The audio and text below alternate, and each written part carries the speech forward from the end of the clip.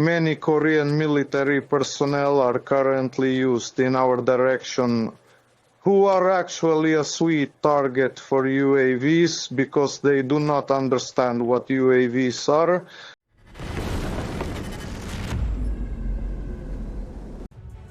On January 5th, the defense forces attacked Russian positions in the Kursk region on several fronts. Russian war correspondents report a new Ukrainian offensive allegedly aimed at capturing the Kursk nuclear power plant. Around 11 o'clock, the Center for Countering Disinformation reported attacks by the defense forces on Russian positions in several areas of the Kursk region. In the Kursk region, the Russians are deeply concerned because they were attacked on several fronts, and this came as a surprise to them, wrote the head of the Center for Countering Disinformation, Andriy Kovalenko. The actions of the defense forces in this direction were not hidden by the head of the president's office, Andriy Yermak. Kursk region, good news. Russia is getting what it deserves, he noted. Meanwhile, Russian war correspondents claimed that Ukrainian forces were allegedly advancing from the city of Sudzha toward the village of Bolshoye Soldatskoye, and to the northeast of Sudzha, near the village of Ruskoye Poreshnoye and the Berdin settlement.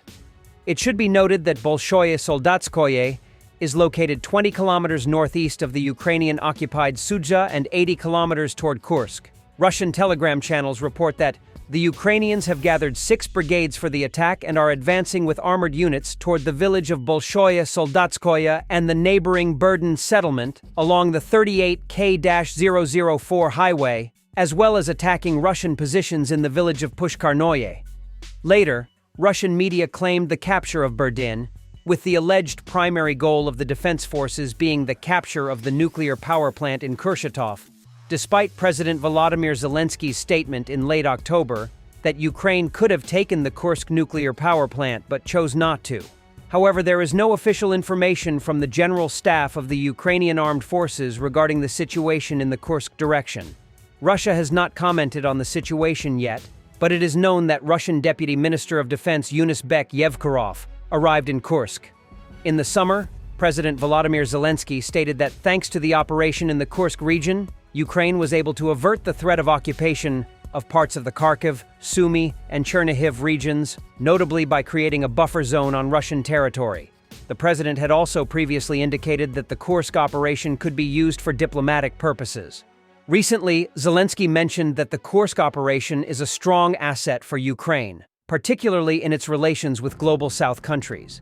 Ukrainian forces launched an offensive in the Kursk region in early August 2024.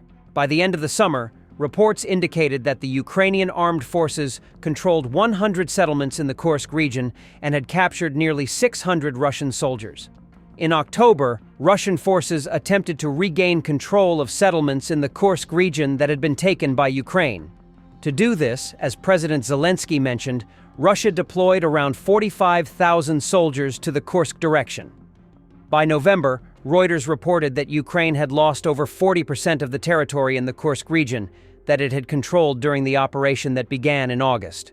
Additionally, the Kremlin sent North Korean troops to the Kursk region to participate in the war in Ukraine. However, this did not reduce Russia's losses in the region.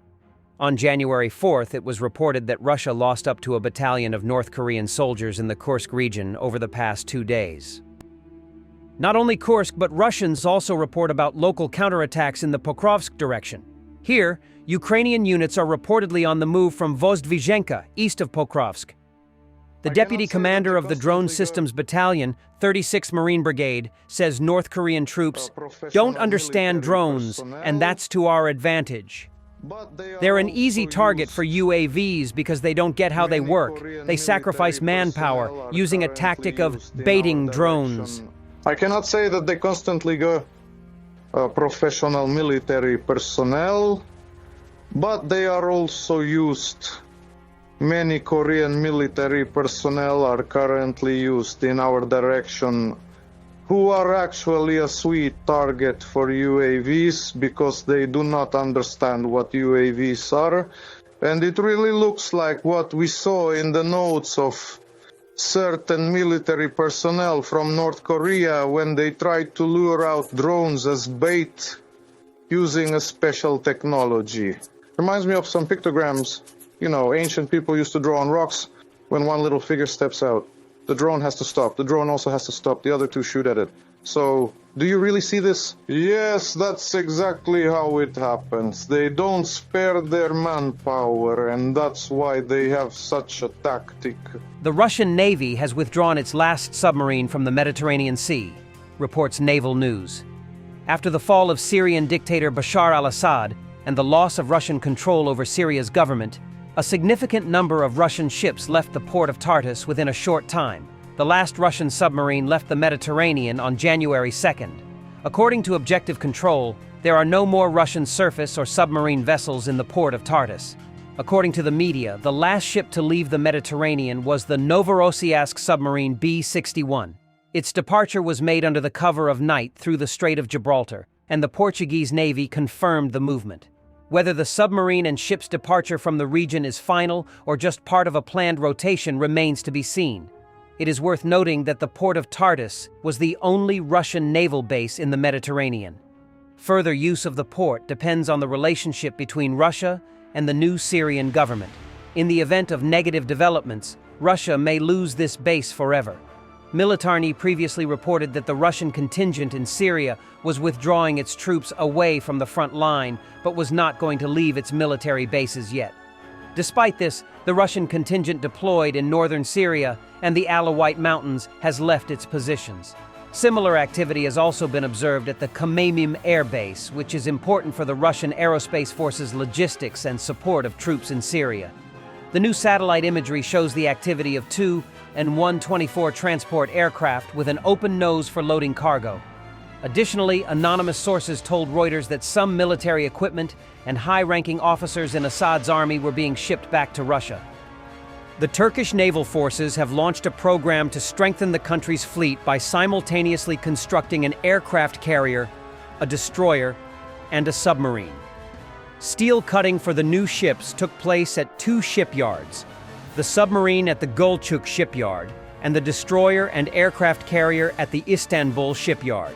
Thus, this ceremony launched the construction of the MUGEM project aircraft carrier, which is Turkey's national effort to develop and build the first Turkish aircraft carrier. The 285-meter-long ship with a displacement of 60,000 tons will demonstrate the achievements of Turkey's naval potential, surpassing its predecessor, the Anadolu aircraft carrier, which was developed on the basis of the Spanish Juan Carlos I project.